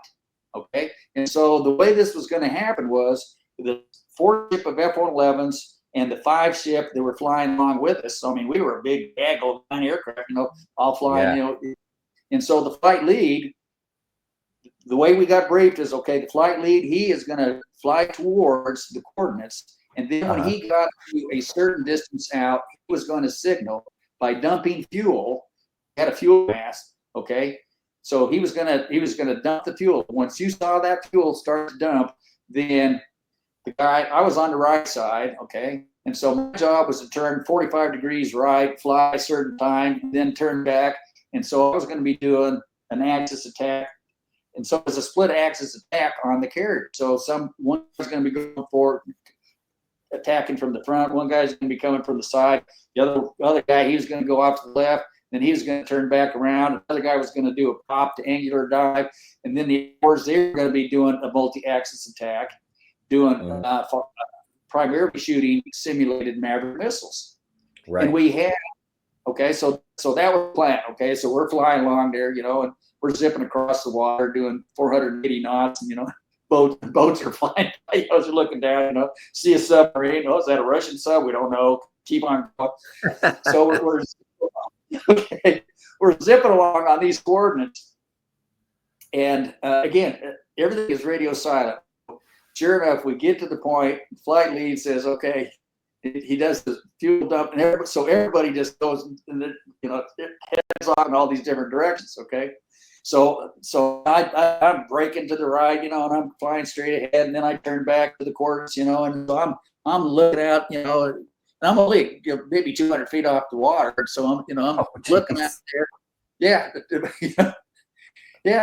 and so I'm doing about 480 knots, but when we found the target, then it was going to be pushed up to 570, and so So I'm looking in the right seat. He's looking in the radar scope. He said, I can't see it. I can't, he said, man, you think an aircraft carrier, you're able to see it. And so we're doing this chat back and forth. Where the heck's the carrier? Why can't you see it? You should be able to see it. Are you sure you're looking right? We're in this debate about why can't you see it? But meanwhile, I'm flying off of the INS coordinates. So it's giving me steering to what we think the target is. So and it's starting to count down. Okay, we're about a minute out. I still can't see it. 30 seconds. And I'm going, man, where is it? We fly over to the coordinates, and there is nothing. There is nothing there. Now what do we do? We did not have a backup plan. Okay, and so the briefing was, okay, you're going to do the attack, and then after the attack, then you're going to go fly off on your own, do other training stuff, whatever you needed done, with instrument approach or whatever, and then you come back, and then when we land, then we have a mass debriefing. Okay. Okay. So, but there's going to be no rejoin. I have no idea what my flight lead is, again, because how could I don't even know what frequency he's on now, because we're, yeah. So literally, what do we do now? So let's just go home. Let's just go back and find out what happened. So, we got the ordinance for Joy Nicole, came back on it, flew approach land, we unstrap, we go into the debriefing room, and everybody's going the same thing. Well, hey, did you ever see the target? No, I didn't see the target. Well, finally, the RF4 crew comes in, and they got their heads down like this, just and what had happened was the guy in the back seat had taken the coordinates, and he had transposed the latitude by 1 degree, which is 60 miles. Oh, geez. So, what we did is we did an air show for seagulls and whales 60 miles away from the aircraft carrier. Oh, so my God. That was my very first operational NATO mission. When you executed it correctly, it's just not in the right spot. Yeah, okay. Everybody did everything exact, except only we were 60 miles away. So I suspect the Navy guys, were probably were able to paint us on their radars, Oh, probably, yeah. Yeah. What are these guys doing? Is this a trap? What are they trying to trick us or what? If that's a maneuver, I've never seen that before. The fog of war, man. Fog of war. Love it. Right? So when you hear that term, fog of war, man, if anything can go wrong, it will. So yeah. Anyway, makes sense. Yeah, so I thought you kind of enjoy that little story there. Okay, so let's get back to we were talking F-111. Okay, you've seen that. All right, what's next? Okay, so these are some pictures from that were taken during first Gulf War, Operation Desert Storm, and F-111 played a very critical role. I think they took out more tanks than any other type aircraft. They take out aircraft, revetment hangars with those precision guided bombs with laser guided capability and all that. Okay, and then the lower right picture, that flame there. Okay, that flame, that when you put it in afterburner, you don't see that. Okay, that is what is called in the F-111 is Zippo. Right at the very tail end between the two engines, there is this fuel dump mast. And when you flip that, now fuel starts popping out. It's squirting out the back end, okay? Uh-huh. Then if you light the afterburner, what you're lighting is you're lighting that fuel. And so you get this.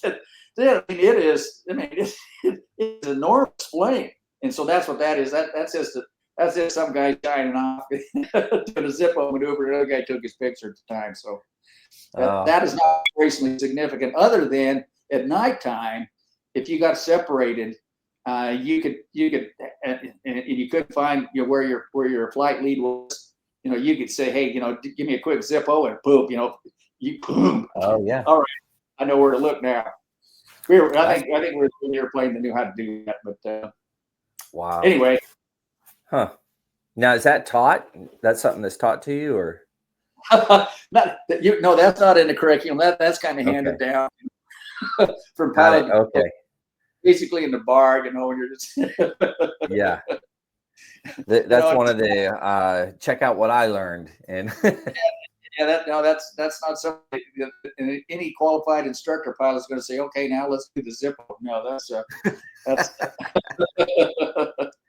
oh, that's funny. People see this big crash through the sky. Yeah, I mean, some people might interpret it as, it could have been a meteor or, an airplane crash. Oh, yeah.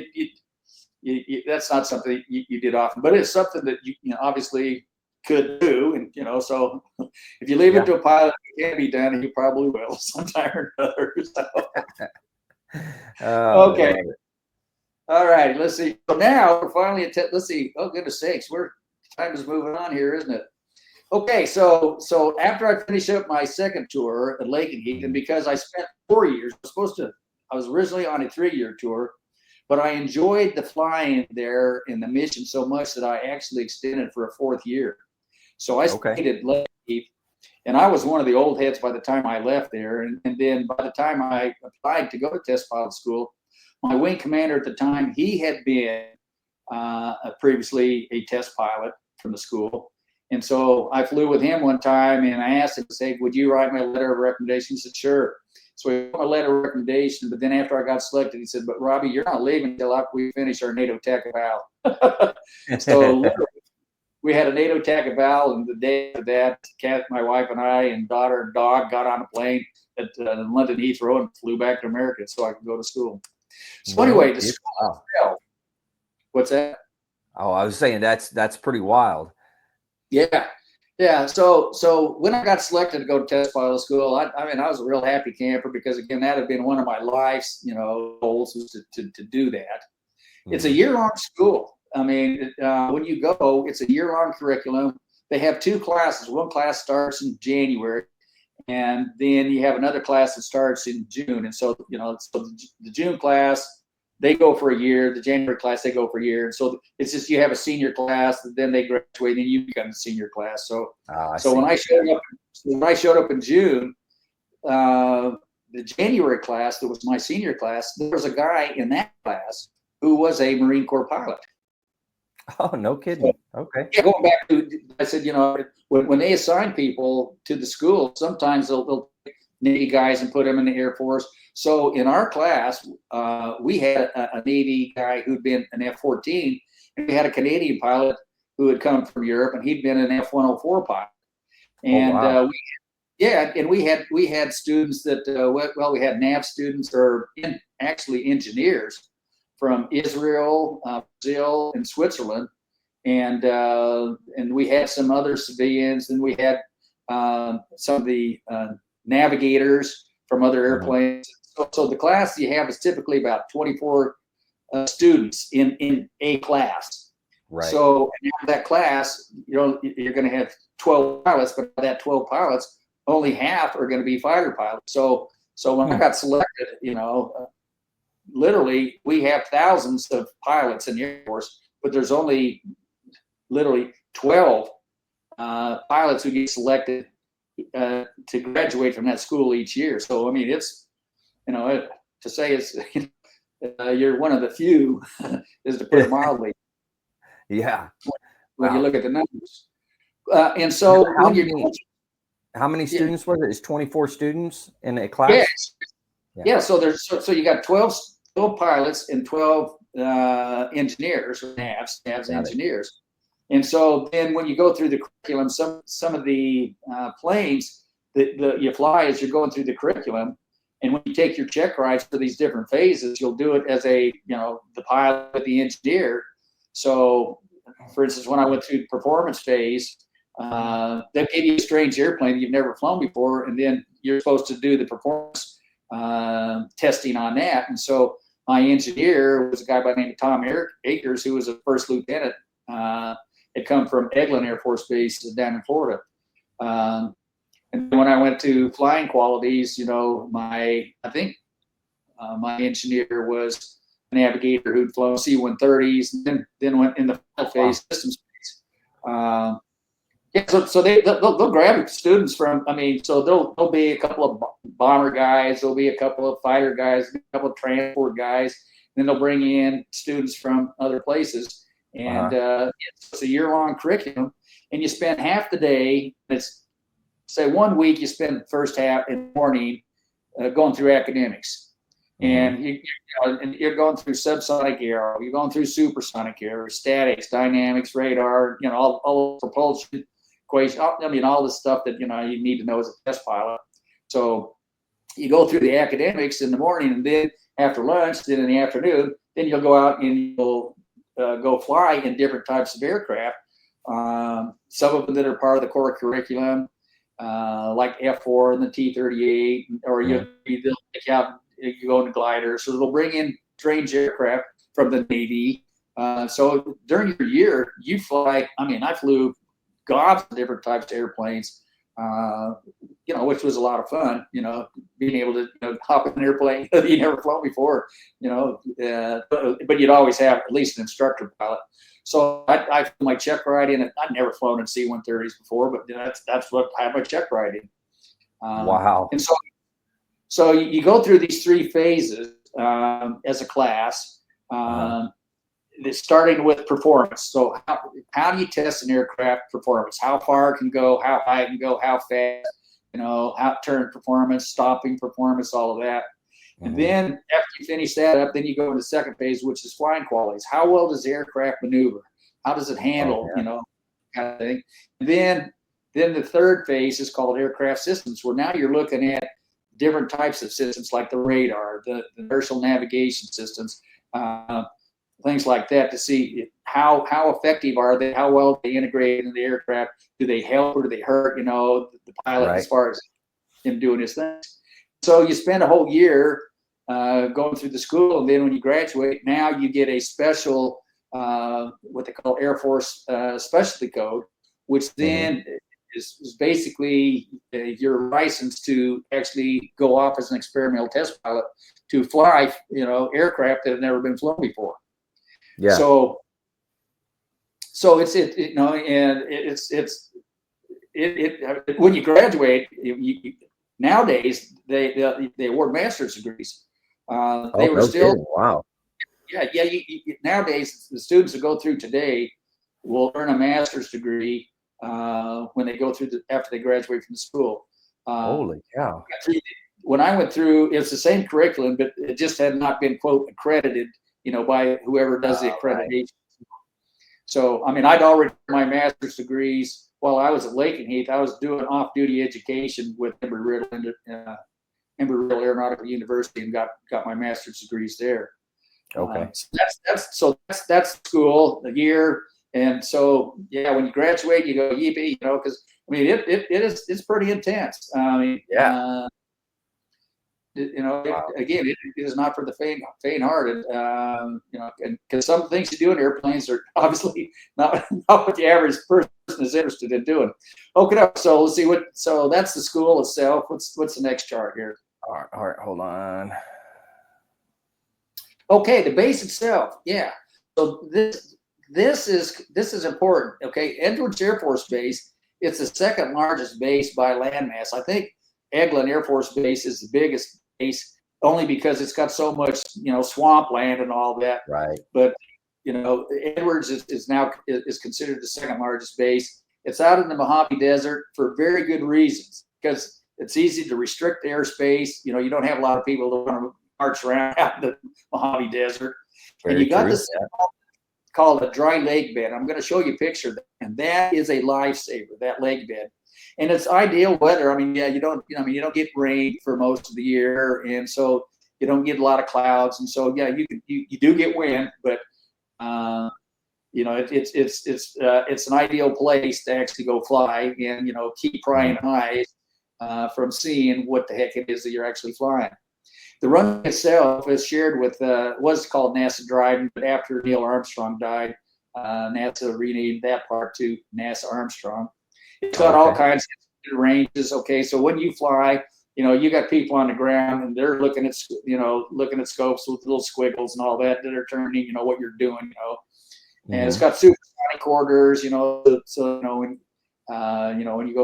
if you need to go supersonic and get sonic booms and all that, you got restricted airspace for doing that, and obviously you're doing that, you don't want to be worried about that you're going to be flying into somebody, and so it's nice that you have that space all secured, and then it's got dedicated bombing ranges too. Okay, I got next chart. Let's see what it does. Yeah, I got to switch. Hold on a second. Okay. All right, yeah. So Edwards is in California, and so Nampa, California, and you can see the little red dot. So if you go in Los Angeles and you go straight north, you finally hit Edwards out there in Mojave Desert.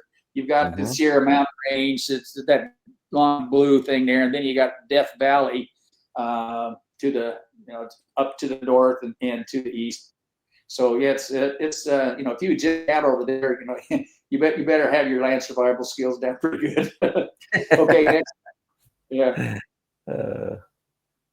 Okay, this just shows how much airspace. It's got a lot of airspace out there. The blue part is core to Edwards. Straight north of that, the R2505 is where China Lake is located. That's where the Navy does a China Lake. And then R2524, that is restricted airspace or restricted ground space too. And we didn't fly in R2524. That is where the Navy does, or that's where the Army and Marines they do a lot of maneuvering before they deploy.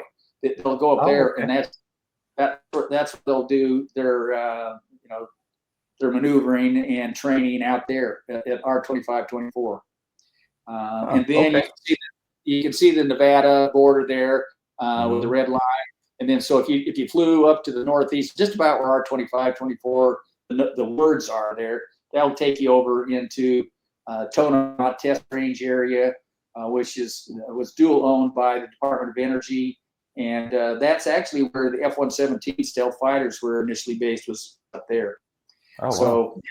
Yeah, so that's an interesting map to show you where. So yeah, when you take off, you can fly. I mean, the Isabella part, the Owens, the Saline. So you can fly up around there through the Panamint, and then there's a little gap that you can fly through, and then all of the R25-15 space was dedicated to Edwards, and so there was a lot of space that we had available to go do different test maneuvers and stuff that we needed to do.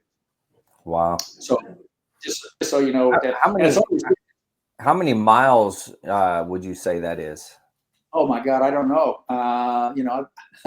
I have no idea the mileage, but it is a big chunk of that Mojave Desert area there. Yeah. That's a good question. I don't know, but I mean, if you're going to drive, it would take you from Edwards to drive all the way up to Owens Valley area, and then that Bishop MOA. That's probably a couple hours to drive up there. Oh wow! At least, yeah. So it's probably what, 150 or so. It is, yeah. I mean, it's it's pretty extensive. Whether it's 100 miles or not, I really don't know, to be honest. But it would seem like it would be. I'll have to pull out the map sometime and just see just how big that is for you. But anyway, just but the main thing is other pilots can't fly in there. Civilian aircraft cannot fly in any airspace right there. Oh wow! Unless we close it down and allow airliners through it. But most times, if we activated airliners, private aircraft, nobody could fly into that airspace. So no matter what, they have to fly around it. They'd have to fly, or they'd have to, since it is restricted airspace. Yeah, typically they weren't allowed in there for the most part. Wow, that's really cool. Yeah. Well, there were different altitudes. Yeah. Sorry, go ahead and say what you're going to say real quick. Say there were different altitudes for so I mean, there were low altitude. Some people could fly, I guess, at low altitudes through some, because the town of Mojave is in restricted airspace. And I know that there were aircraft that flew in and out of Mojave, but how they did that and why, I don't know. But literally, you know, we did not worry about civilian aircraft intruding into our airspace there. Yeah, that makes sense. And you don't want that, you know. Yeah, you really don't want that by any means. Yeah. Yeah. Okay. Well, Robbie, what do you say? This is a good pausing point here, and then we can come back and do another one. Yeah, if you'd like to. I mean, because we didn't really get into any of the test stuff at all, did we? I mean, some of the aircraft. No. I definitely want to hear all about that. So, what do you? I mean, if you're good with it, we can kind of call this one here, and then we can come back and do a part 2, and then if it ends up being more than a part 2 and part 3 or 4, whatever, I'm good with all that. So if you're willing to do that, then we can do it. Yeah, as I understand, you did have somebody else that came back and had to.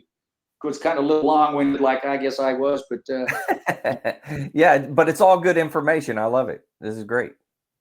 Yeah, I thought it'd be, the average citizen on the street is not going to be familiar with this. They might hear about things, like, oh yeah, we're testing the B-21 bomber. Well, where's it done? It's being done right there.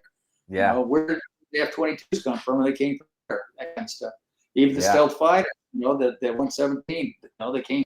And F-22 Raptor and F-35, that's all part of that. And that was kind of the second half, I guess, that we'll talk about next is those aircraft. Okay. And, some of my personal experiences flying some of those aircraft over the years. So I'm sure I'm going to have a billion questions when we get into this next one. So please do. Yeah, please do. And if if your fans, if they oh yeah, hey, what did he mean by this? Whatever. So if they contact you and they ask you some questions, and let me know. And, and so we'll see if we can answer those. Yeah, we'll do. Awesome. Well, Robbie, thanks for doing this. Thanks for coming on. A very interesting story for sure.